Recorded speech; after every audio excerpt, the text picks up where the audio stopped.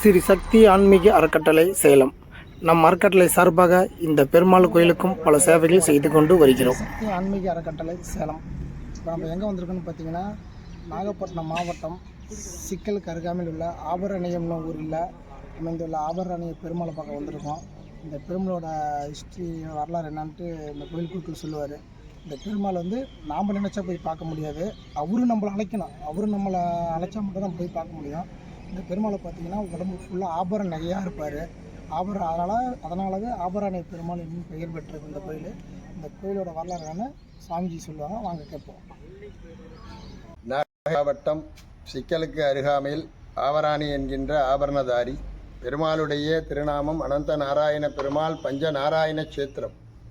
திருக்கண்ணங்குடியிலே தாமோதரனாக நின்ற திருக்கோலம், எம்பெருமான் தேவூரிலே தேவநாராயணனாக நின்ற திருக்கோலம், வடக்காலத்தூரிலே வரதநாராயணனாக நின்ற கோலம், கீழ்வேலூரிலே யாதவனாக நின்ற திருக்கோலம், எம்பெருமான் ஆபரணதாரியிலே அனந்த நாராயணனாக சயன திருக்கோலம், ஏழுதல ஆதிசேஷனில் ஆனந்தமா அனந்த நாராயணன் திருநாமம், சர்வ ஆபரணதாரி, மேனி முழுவதும் ஆபரணம், நம்பெல்லாம் போட்டுக்கிற மாதிரி 10 விரல்களில் மோதிரம், கையில் தண்டை, இடுப்பில் ஒட்டியானம், திருமார்பில் மகாலட்சுமி, யக்யோபவீதம், ஆரம், கவச்ச குண்டலம், வைரத்னால முடி, அதே மாதிரி திருவடியில் 10 விரல்கள்லையும் மோதிரம், நம்பெல்லாம் போட்டுக்கிற மாதிரி மெட்டி, தண்டை, கொலுசு அணிஞ்சின்று ஆனந்தமாக அனந்த நாராயணனா சேவை சாதிக்கிறார்.